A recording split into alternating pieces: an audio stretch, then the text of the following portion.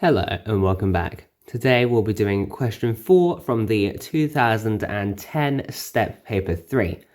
So, let's get started. Question 4, part 1.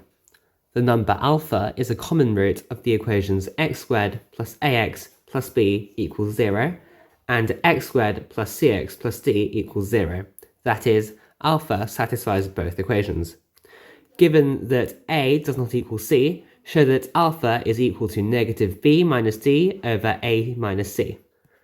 Hence, or otherwise, show that the equations have at least one common root if and only if b minus d all squared minus a of b minus d a minus c plus b of a minus c all squared is equal to 0. Does this result still hold if the condition a does not equal c is not imposed? Part 2. Show that the equations x squared plus ax plus b equals 0 and x cubed plus a plus 1 of x squared plus qx plus r is equal to 0 have at least one common root if and only if b minus r all squared minus a of b minus r a plus b minus q plus b of a plus b minus q all squared is equal to 0.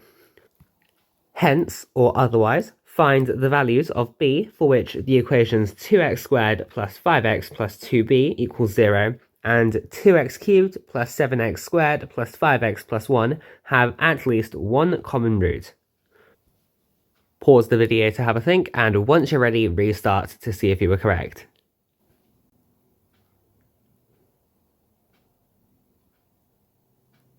So let's get started. So for part 1, if alpha is a root, then substituting alpha back in should give 0. Therefore, alpha squared plus a alpha plus b equals 0 equals alpha squared plus c alpha plus d. A minus c of alpha is therefore equal to negative b minus d, and alpha is therefore equal to negative b minus d over a minus c, as required. Substituting this back gives b minus d all squared over a minus c all squared minus a of b minus d over a minus c plus b equals 0. A minus c is not 0, so multiplying by a minus c all squared gives b minus d squared minus a of b minus d times a minus c plus b of a minus c all squared is equal to 0, as required. Now, if a is equal to c, then b minus d all squared is 0. So b equals d, so the equations are identical, meaning there are two common roots, so the condition holds. Similarly to part 1, if our common root is called beta, then beta squared plus a beta plus b is equal to beta cubed plus a beta squared plus b beta, which is equal to 0. Notice how I've multiplied everything by beta here, so that we can do the next step along very nicely.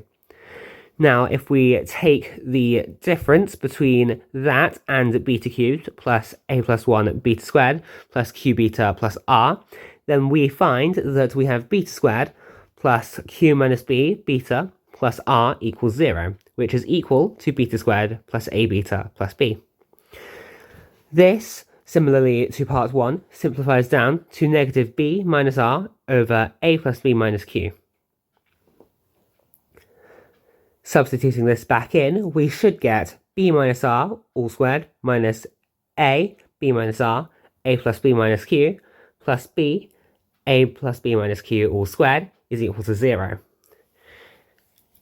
Now, for the last section, we have a equals 5 over 2, q equals 5 over 2, and r equals 1 over 2. Notice that this means that a minus q is equal to 0. So, using the formula up here, we have b minus 1/2 all squared minus 5 over 2, b minus 1/2, b plus b of b squared is equal to 0, because all the a's and q's cancel out very nicely. We therefore have b squared minus b plus 1/4 minus 5 over 2 of b squared minus 1/2 b plus b cubed is equal to 0. Expanding and simplifying, we have 4b cubed minus 6b squared plus b plus 1 equals 0. As b equals 1 is a solution, by the factor theorem, we have b minus 1, 4b squared minus 2b minus 1 is equal to 0. And therefore b is equal to 1, or 2 plus or minus 2 root 5 all over 8.